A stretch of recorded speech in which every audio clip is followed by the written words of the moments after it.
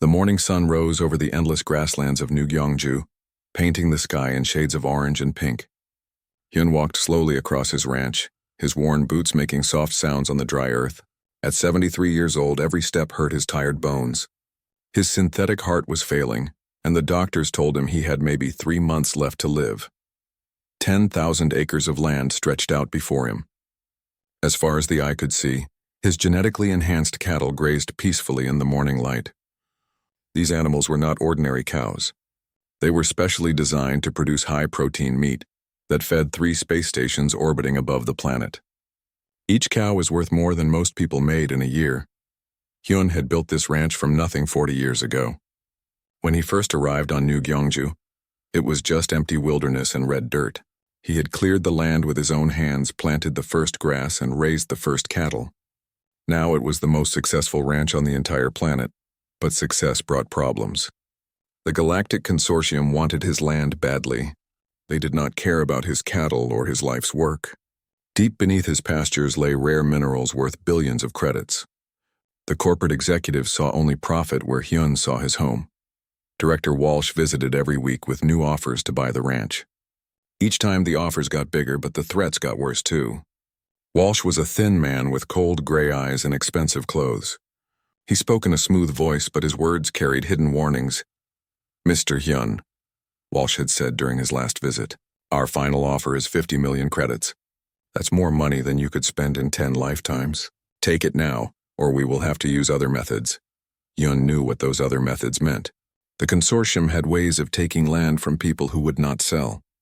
They could declare the land needed for colonial development. They could claim environmental violations. They always found a way to get what they wanted. The old rancher walked to the fence that separated his land from the Taehan settlement. His neighbors lived in a cluster of dome-shaped buildings about 2 miles away. From his ranch, the domes looked small and simple, but Hyun knew better. The Taehan people were much more than they appeared to be. Elder Minho led the settlement of 200 Korean indigenous people. They had come to New Gyeongju during the Great Migration, when Earth became too crowded and polluted. Unlike other colonists who tried to recreate Earth cities, the Taehan people chose to live in harmony with their new world. Hyun had known Minho for 20 years. They often shared meals and talked about the old days on Earth. Minho was wise and kind, but Hyun sensed there was much the elder kept hidden. The Taehan people seemed too calm and confident for simple farmers living on the frontier. The settlement grew their own food using advanced hydroponic systems inside their domes. They raised small animals and produced beautiful crafts that they sold in the colony markets. To most outsiders, they appeared to be peaceful folk trying to preserve their traditional ways of life. But Hyun noticed things others missed. Sometimes at night he saw strange lights moving between the domes. The settlement's young people were too well trained in technology for simple farmers. And Minho asked too many questions about consortium ship movements and military patrols. Walking back toward his ranch house, Hyun felt the weight of his decision. He had no children. His wife died 10 years ago. His brother lived on a different planet and had never shown interest in ranching. When Hyun died, everything he built would die with him, unless he did something about it. The ranch house was simple but comfortable. Hyun had built it himself from local stone and imported wood. Inside, holographic displays showed the status of his cattle herds, weather patterns, and market prices. Everything was running smoothly as it had for decades. Hyun sat down at his desk and activated his personal computer. He opened the legal documents that controlled ownership of his ranch. For 40 years, his name had been the only one on the title. Today, that would change. He typed slowly, his old fingers moving carefully across the keyboard. The transfer documents were simple but legally binding.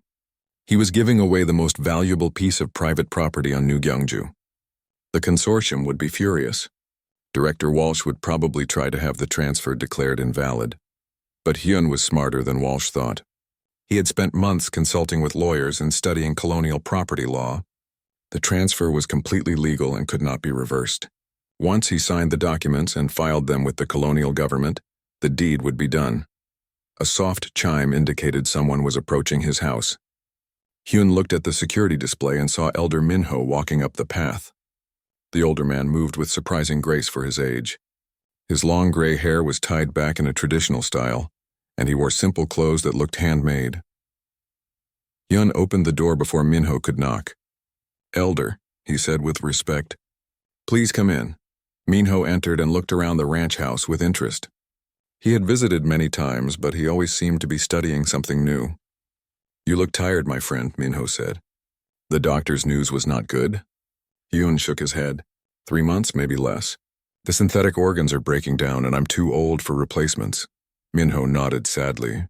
"I am sorry. You have been a good neighbor and a good friend." "That's why I called you here," Hyun said. He handed Minho the transfer documents. "I want you to have the ranch." Minho's eyes widened as he read the papers. "Hyun, this is impossible.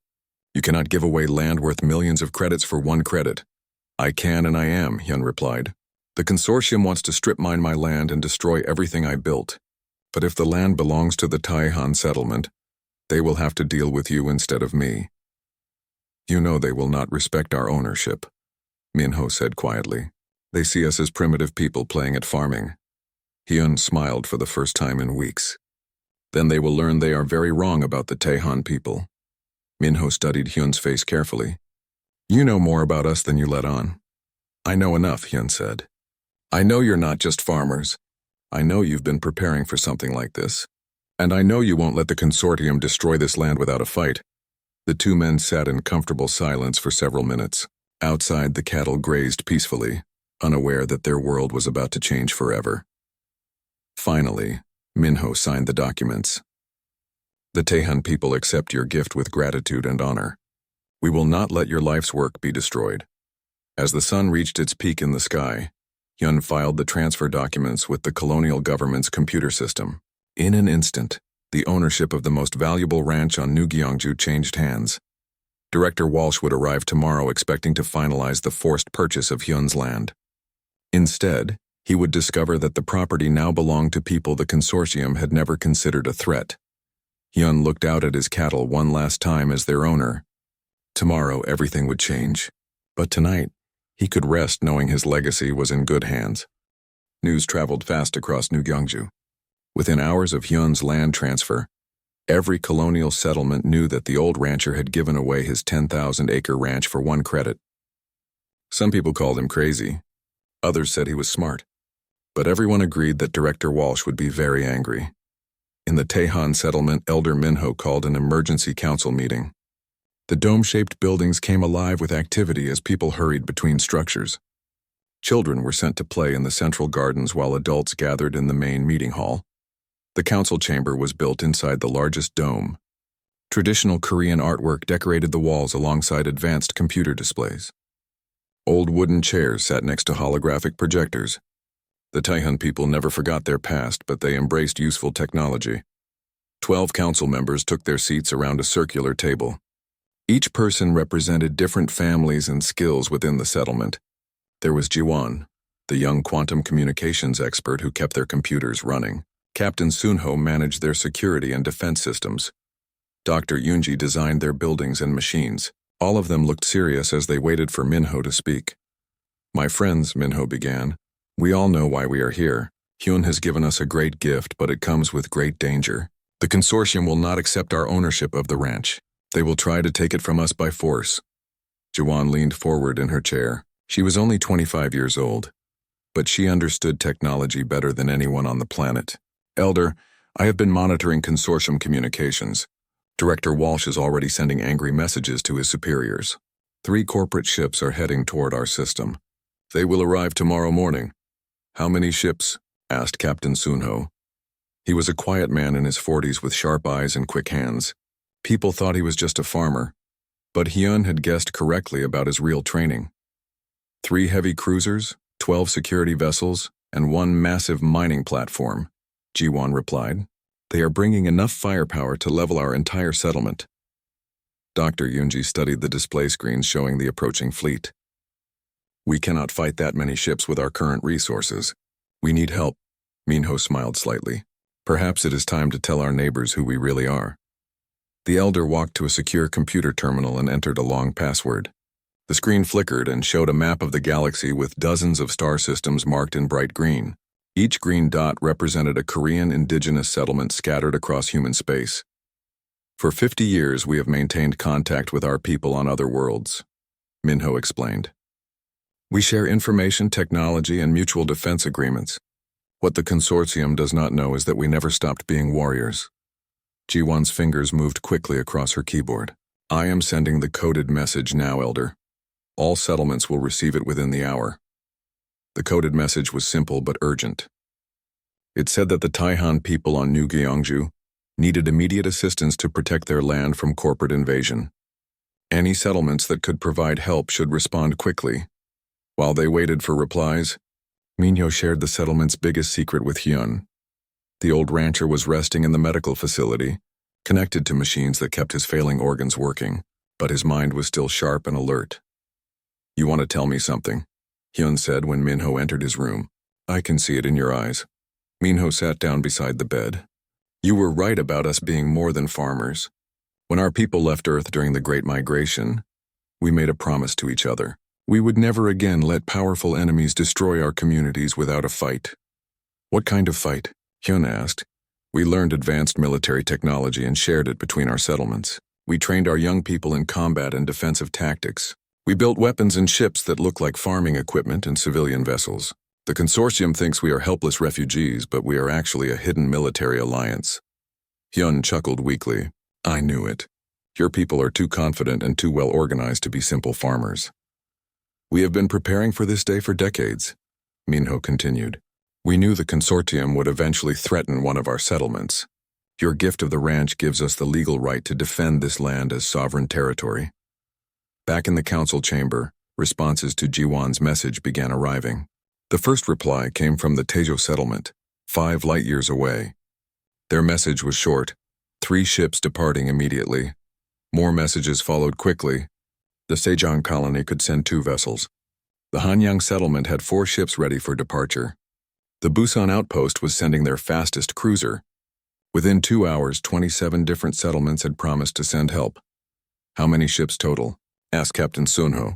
Jiwan checked her calculations twice. 70 ships, all different classes and sizes. Some are disguised freighters carrying hidden weapons. Others are converted passenger vessels with military-grade shields. A few are actual warships that we built in secret shipyards. Dr. Yoonji pulled up technical specifications on her tablet. These ships use quantum drive technology that is more advanced than standard consortium engines. They can arrive faster than Director Walsh expects. As night fell on New Gyeongju, the first ships began dropping out of hyperspace at the edge of the solar system. They did not announce themselves to traffic control or request landing permissions. Instead, they took positions throughout the system and maintained complete radio silence.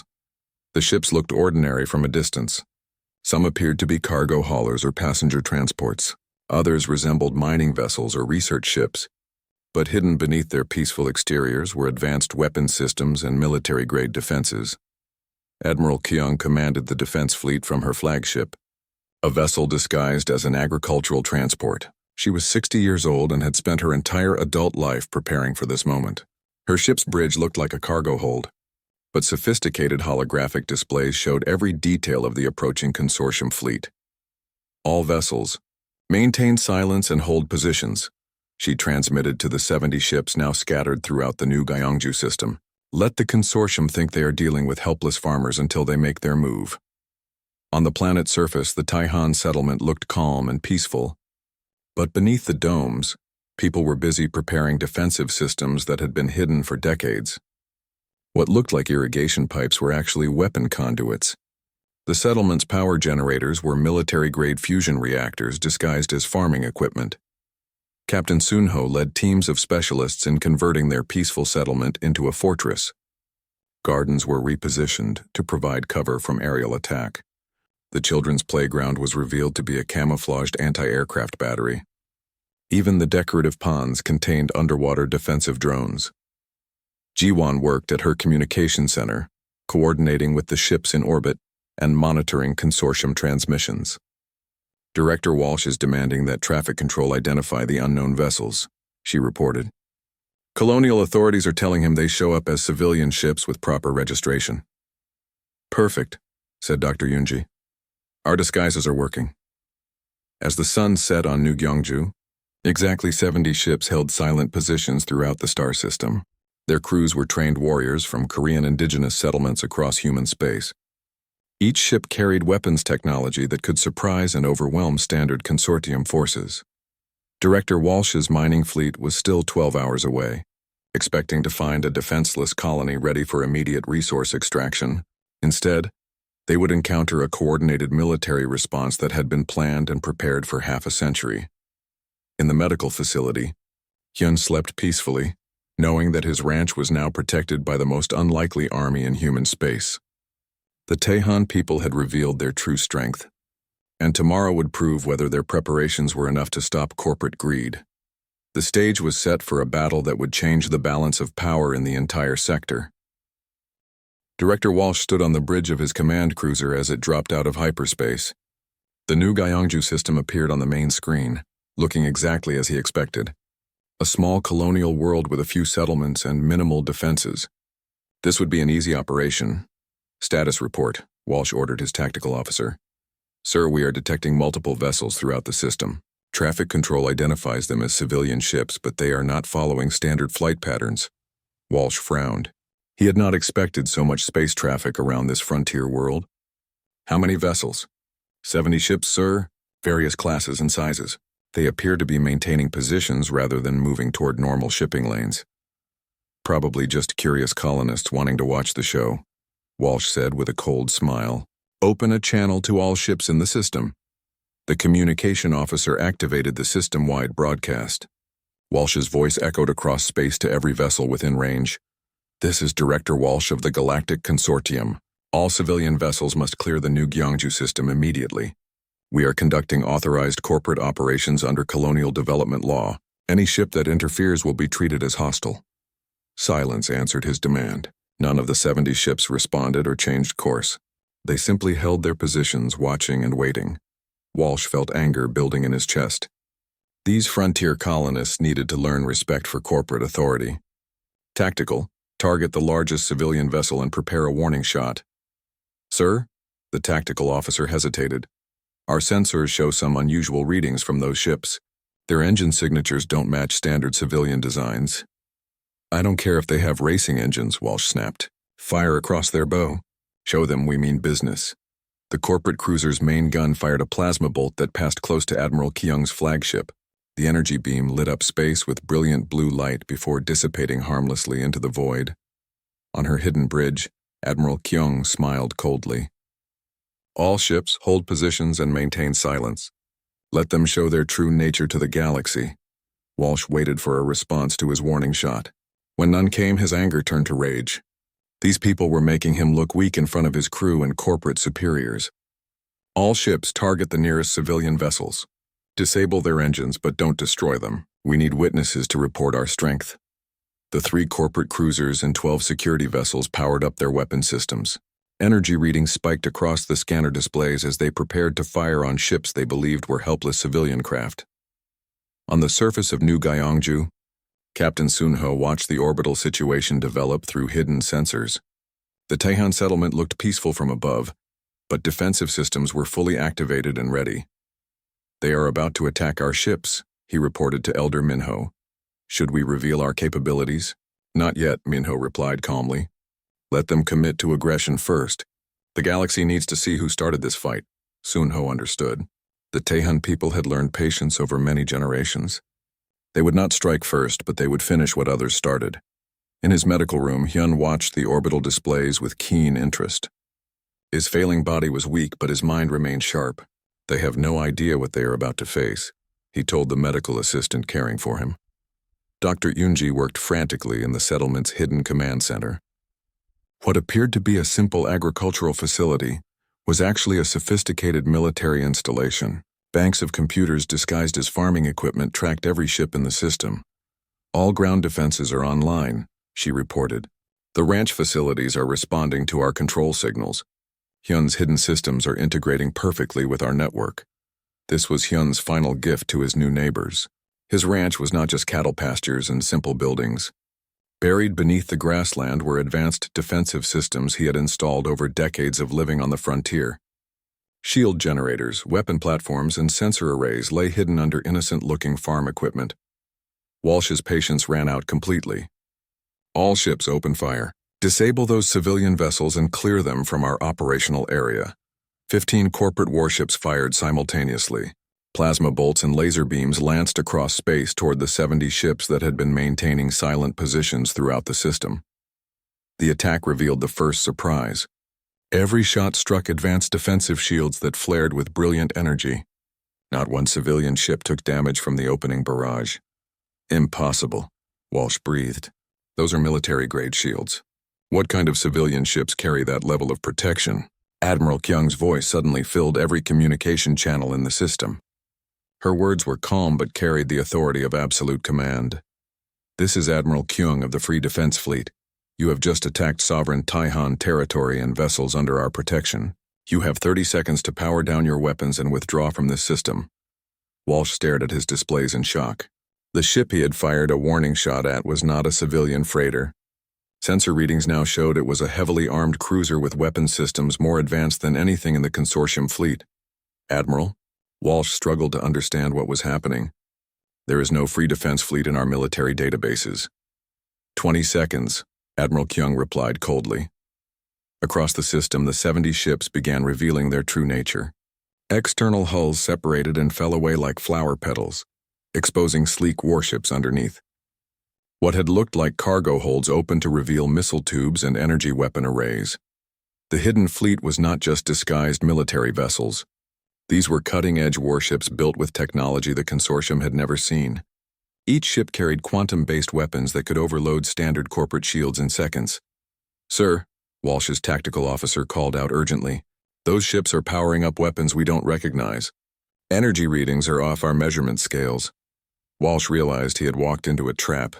This was not a simple colonial operation against helpless farmers. He was facing a military force that had been planned and prepared for exactly this confrontation. 10 seconds, Admiral Kyung announced. All ships, withdraw to minimum safe distance, Walsh ordered quickly. We need to reassess the situation, but his fleet was already committed to the attack. Corporate doctrine demanded that shows of force be followed through completely. His ship captains were trained to never back down from inferior opponents. Sir, the other ships are not responding to your withdrawal order, the communication officer reported. Captain Harrison says corporate policy requires completion of authorized operations. Walsh watched helplessly as his subordinate commanders continued their attack. 2 more corporate cruisers fired full salvos at the disguised warships, their captains believing they were fighting lightly armed civilian vessels. Time's up, Admiral Kyung said quietly. The 70 ships of the Free Defense Fleet opened fire simultaneously. Their quantum disruption weapons created dazzling displays of energy that lit up the entire star system. Each shot was precisely targeted to overload corporate shields without destroying the ships themselves. Within 60 seconds, 2 corporate cruisers were drifting powerless in space. Their crews abandoned ship in emergency pods as main power systems failed completely. The advanced weapons had shut down every electronic system on board without causing casualties. The remaining corporate ships found themselves surrounded by vessels they could not match in speed, maneuverability, or firepower. What had started as a simple resource extraction operation had become a complete military disaster. On the surface, the Taihan settlement's hidden defenses came online. The mining platform that Walsh had brought to strip the planet's resources now faced anti-orbital weapons, disguised as irrigation systems and grain silos. Director Walsh stared at his tactical displays in complete disbelief. In less than 2 minutes, his overwhelming corporate fleet had been reduced to a handful of functional ships facing an enemy that vastly outclassed them in every way. The simple farmers he had planned to intimidate had just revealed themselves as the most sophisticated military force he had ever encountered. Director Walsh could not accept what his eyes were telling him. His powerful corporate fleet was supposed to dominate this small frontier world. Instead, he found himself staring at military technology that made his ships look like ancient relics. This is impossible, he said to his tactical officer. Run full sensor sweeps on those vessels. I want to know where they came from and who built them. The sensor readings showed ships unlike anything in the consortium databases. The hull materials were unfamiliar alloys that absorbed scanner beams. The weapon systems used quantum energy principles that corporate scientists had only theorized about. Even the engine designs were completely new. Sir, the tactical officer reported, These ships are at least 20 years ahead of our current technology. Whoever built them has been developing advanced military systems in secret. Walsh felt fear creeping into his anger. His corporate superiors had sent him to claim a simple ranch on a backwater planet. They expected him to return with mining rights and a new source of rare minerals. Instead, he had discovered a hidden military power that could threaten the entire consortium. "Get me a direct channel to Consortium High Command," Walsh ordered. "Priority Alpha communication. This situation is beyond our current mission parameters." While his communication officer worked to establish contact with corporate headquarters, Walsh studied the tactical situation. His remaining functional ships were outnumbered 5-1. The enemy vessels maintained perfect formations that showed advanced coordination and training. Admiral Kyung's voice came over the communication channel again, calm and professional. "Director Walsh, your damaged ships are leaking atmosphere and radiation. We are prepared to assist with rescue operations if you accept our humanitarian offer." The offer of help confused Walsh. These people had just destroyed 2 of his cruisers, but now they wanted to save his crews. "What kind of military force offers to help their enemies?" Captain Sunho answered from the surface. His transmission came from what appeared to be a simple farming community, but Walsh now knew better. "We are not your enemies, Director Walsh. We are people protecting our home. Your crews did not choose this fight. They deserve to live." On his flagship, Captain Harrison was the most aggressive of Walsh's subordinate commanders. He had spent 15 years enforcing corporate will across the frontier. The idea of retreat was impossible for him to accept. "Director Walsh," Harrison transmitted, "recommend immediate tactical withdrawal and orbital bombardment of the surface settlements. We can level their facilities and eliminate this threat to corporate authority." "Negative," Walsh replied quickly. "Stand down all weapons and maintain defensive positions only." But Harrison was not listening. His ship had taken minor damage from the quantum weapons, and his pride was wounded more than his vessel. "Sir, corporate doctrine requires decisive action against colonial resistance. I'm initiating bombardment protocols." Harrison's cruiser began charging its main guns for a planetary attack. The massive weapons could turn the Tehan settlement into a smoking crater within minutes.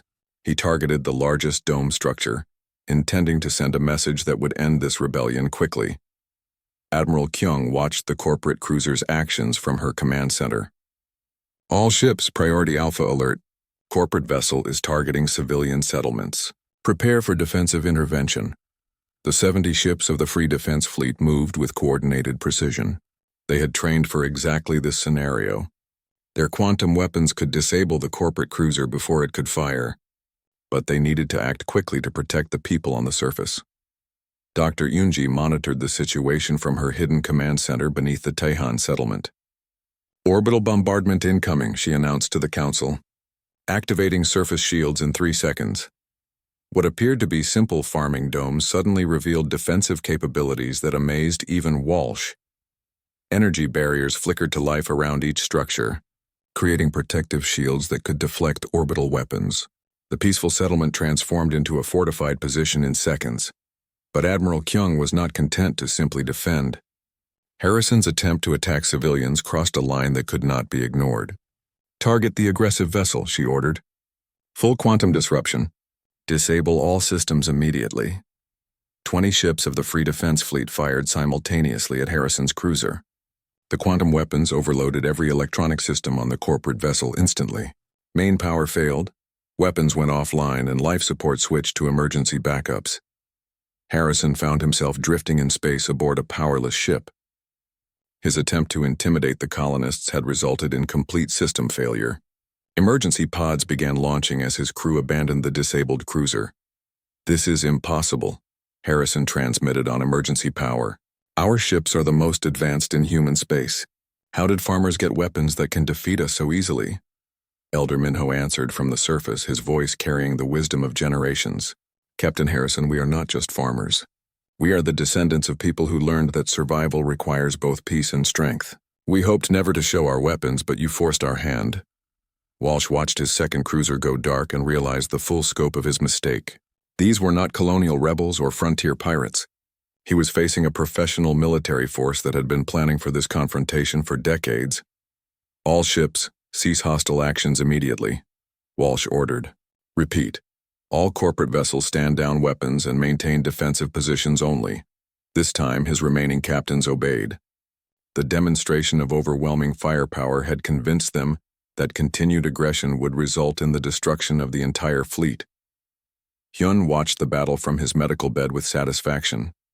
His gift of the ranch had given the Taihan people legal authority to defend themselves. More importantly, it had revealed to the galaxy that the consortium was not as powerful as everyone believed. The corporate bullies just learned they cannot push people around forever, he said to Dr. Yunji, who had come to check on his condition.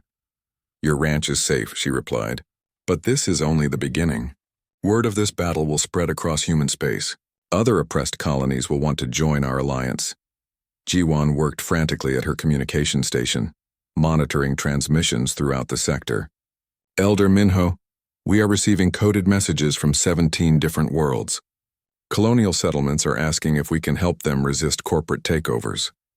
The battle over New Gyeongju had lasted less than an hour, but its effects would ripple across the galaxy. The Free Defense Fleet had proven that the consortium could be defeated. Corporate military superiority was no longer guaranteed. Admiral Kyung opened a channel to all ships in the system, corporate and civilian alike. This system is now under the protection of the Free Worlds Alliance.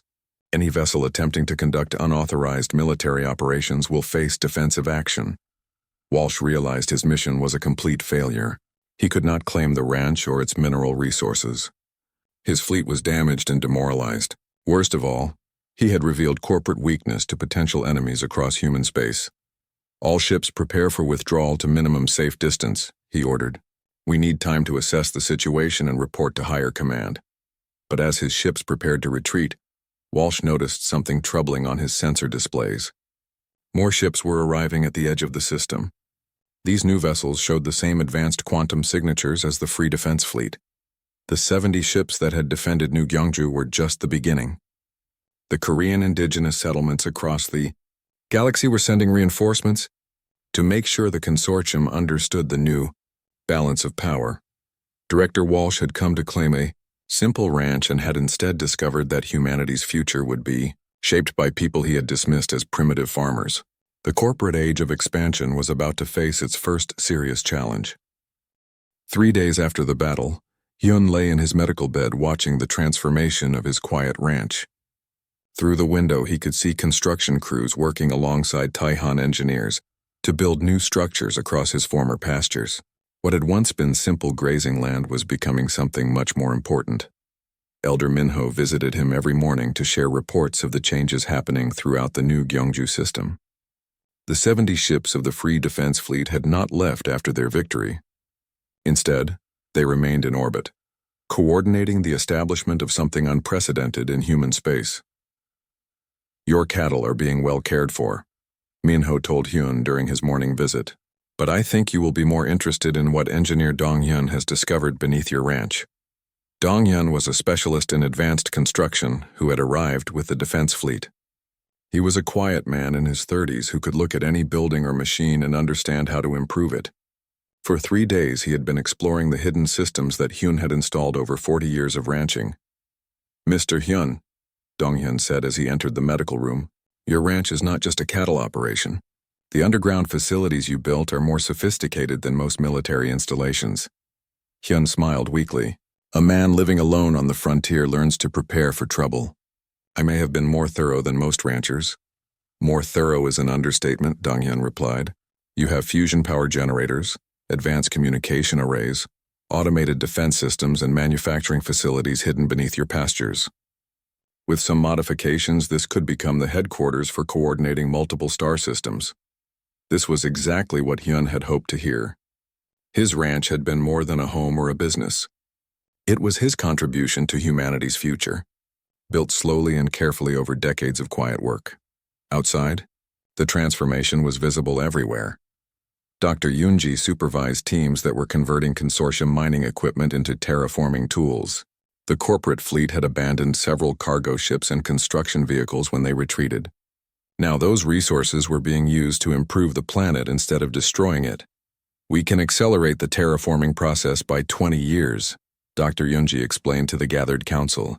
Instead of strip mining the minerals, we can use them to enrich the soil and expand the agricultural zones.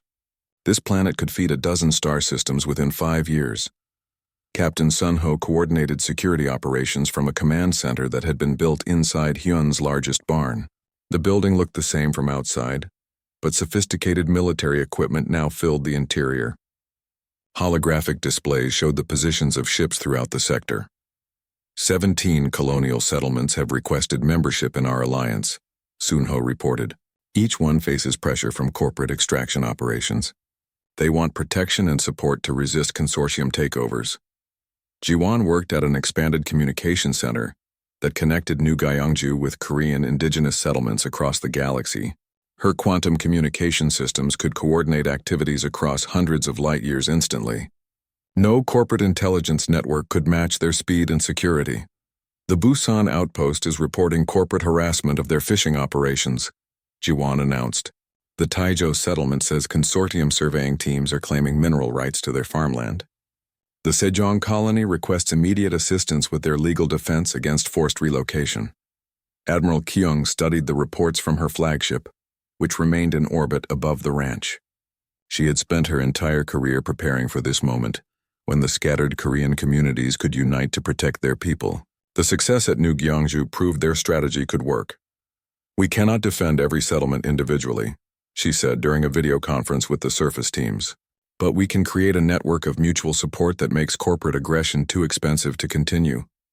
Elder Minho understood the deeper meaning of recent events. The gift of Hyun's ranch had provided more than legal authority to resist the consortium.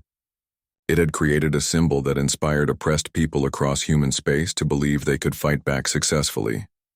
"Word of our victory is spreading faster than we expected," Minho told the council. "Colonial governments are beginning to question corporate authority. Some are even considering legislation to protect indigenous land rights." The most dramatic change was happening to the abandoned consortium mining platform. The massive structure had been designed to strip mine entire continents, but Dr. Yoonji had better plans for it. Teams of engineers were converting it into a space station that could serve multiple purposes. "The platform has enough space for 10,000 residents," she explained. "We can make it a neutral trading post where different species and cultures can meet safely. No corporate or government control, just free exchange of goods and ideas." Hyun listened to these reports with growing amazement. His simple decision to give away his ranch was creating changes that would affect the entire galaxy.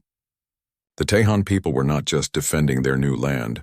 They were building an alternative to corporate domination. Director Walsh had not given up completely. His remaining ships maintained positions at the edge of the system, sending regular reports to consortium headquarters. Corporate executives were demanding explanations for the military disaster and planning their response. "Walsh is requesting reinforcements," Captain Sun Ho reported. "Consortium High Command is mobilizing a full battle fleet to retake this system. They cannot allow our victory to inspire other rebellions." "How long before they arrive?" asked Admiral Kyung. 3 weeks minimum," Sun Ho replied. "But this time they will bring enough ships to overwhelm our defenses through sheer numbers." Hyun had been listening quietly to the discussions about corporate retaliation. Despite his failing health, his mind remained focused on strategic thinking. "You cannot win by fighting bigger battles," he said. "You win by changing the rules of the game." "What do you mean?" asked Elder Minho. "The consortium expects you to hide on one planet and defend it like a fortress. Instead, use your speed and coordination to be everywhere at once. Help other colonies resist corporate takeovers. Build the alliance faster than they can stop it." Admiral Kyung nodded slowly. "Hit and run tactics across multiple systems. Force them to spread their forces thin while we concentrate our strength where needed most." "Exactly," Hyun said. "Make them chase shadows while you build something they cannot destroy." As the sun set on his 5th day as a guest in the Taehan medical facility, Hyun watched his former ranch bustling with activity. Hundreds of people worked to prepare defenses, coordinate with other settlements, and plan expansion of the Free Worlds Alliance. Young people from across the sector were arriving to join the cause. Some came as refugees from corporate oppression. Others arrived as volunteers wanting to help build something better than the current system of exploitation. The 70 ships that had defended New Gyeongju were now the core of humanity's first truly independent interstellar military force. More vessels arrived each day, some bringing supplies and others carrying refugees seeking freedom from corporate control. Hyun's cattle still grazed peacefully in their pastures, unaware that their home had become the center of a revolution that would reshape human civilization among the stars. The old rancher had given away his land for one credit, but in return he had helped create something worth more than any amount of money. Hyun died peacefully on a Tuesday morning as the first light of dawn touched the grasslands of his former ranch. Elder Minho was sitting beside his bed when the old rancher took his last breath. Outside the medical facility, the land that Hyun had given away for one credit was alive with the sounds of construction and hope. The funeral was unlike anything New Gyeongju had ever seen. People came from across the star system to honor the man whose simple gift had changed everything. Representatives from 47 different settlements attended, each one bringing soil from their homeworld to sprinkle on Hyun's grave. Admiral Kyung spoke at the service, her voice carrying across the assembled crowd. Hyun showed us that true power comes not from what we keep, but from what we give away. His ranch became our foundation, but his example became our inspiration. The grave was placed on a hill overlooking the pastures where Hyun's cattle still grazed. A simple stone marker bore his name and the dates of his life. Below that, someone had carved the words, "He gave everything for tomorrow." While the funeral took place on the surface, important changes were happening in orbit above. The abandoned consortium mining platform had been completely transformed into something remarkable. Director So-young, a former corporate middle manager who had defected during the battle, supervised the final construction phases. So-young had worked for the consortium for 15 years before witnessing the battle over New Gyeongju. The corporate response to defeat had shown her everything wrong with the system she had served. When Admiral Kyung offered her a chance to build something better, she accepted immediately. "The station is ready for its first inhabitants," So-young announced to the council. "We have living quarters for 8,000 people, manufacturing facilities, research laboratories, and docking bays for 300 ships. Most importantly, we have established it as completely neutral territory." The converted mining platform became known as Haven Station. No government or corporation could claim authority over it. Instead, it operated under a charter signed by representatives from 53 different settlements. Anyone could trade there, seek refuge there, or simply live there in freedom. Young Jinwoo had been chosen by Elder Minho to take over management of Hyun's ranch. At 28 years old, he had grown up in the Taihan settlement and understood both traditional ways and advanced technology. Hyun had unofficially adopted him years before, teaching him everything about caring for the land and cattle. "The ranch will continue producing food," Jinwoo announced to the gathered crowd after the funeral, "but it will also serve other purposes. We will train young people from across the Free Worlds Alliance in sustainable agriculture and planetary defense." The training programs had already begun. Young volunteers from dozens of worlds were learning how to establish settlements that could resist corporate pressure. They studied farming techniques, defensive systems, communication networks, and most importantly, how to work together across cultural differences. Captain Sunho supervised the military training aspects, while Dr. Yoonji taught engineering and construction. Jiwon ran communication workshops that showed people how to maintain contact across vast distances. Each student would return home with knowledge that could help their community resist oppression. 3 months after Hyun's death, the consortium finally launched their massive retaliation fleet. Over 200 warships approached the new Gyeongju system, expecting to crush the rebellion through overwhelming force. Director Walsh commanded the operation from a super-heavy battleship designed for planetary bombardment. But when the corporate fleet arrived, they found the system almost empty. Only a few ships remained in orbit around New Gyeongju, and most of the surface facilities appeared abandoned. The Free Worlds Alliance had followed Hyun's strategic advice perfectly. Admiral Kyung's forces had scattered across 17 different star systems, helping local settlements resist corporate takeovers. Each time the consortium sent ships to stop them, the Free World's vessels would disappear and appear somewhere else. The corporate forces found themselves chasing shadows while their authority crumbled across the frontier. "Sir," Walsh's tactical officer reported, "we are receiving distress calls from corporate operations in 12 different sectors. Our installations are under attack by unknown forces using advanced quantum weapons." Walsh stared at his tactical displays in frustration. He had brought enough firepower to destroy entire planets, but his enemies refused to stand still and fight. Track those ships. Find their base of operations. We cannot track them, sir, the officer replied. Their quantum drives leave no hyperspace signatures we can follow. They appear and disappear faster than our sensors can lock onto them. Meanwhile, Haven Station had become a symbol of hope for oppressed people throughout human space. The converted mining platform served as neutral ground where different species could meet and trade without corporate interference. Its success inspired other groups to establish similar free ports across the galaxy. Elder Minho had become the unofficial leader of what journalists were calling the Free Worlds movement. He traveled constantly between settlements, helping coordinate resistance activities and sharing resources. His calm wisdom made him the perfect spokesperson for people seeking alternatives to corporate dominance. We are not trying to destroy the consortium, Minho explained during a broadcast that reached millions of viewers. We are simply showing that other ways of living are possible. People deserve the right to choose their own future. The movement grew faster than anyone had expected. Within 6 months of Hyun's death, over 300 settlements had joined the Free Worlds Alliance. Corporate executives found it increasingly difficult to enforce their authority over colonies. That could call for help from the quantum-armed defense fleet. Jinwoo walked through Hyun's former ranch on the first anniversary of the land transfer. The cattle still grazed peacefully, but the property now housed a thriving community of young people learning to build a better future. Training facilities, research laboratories, and communication centers occupied buildings that had once been simple farm structures.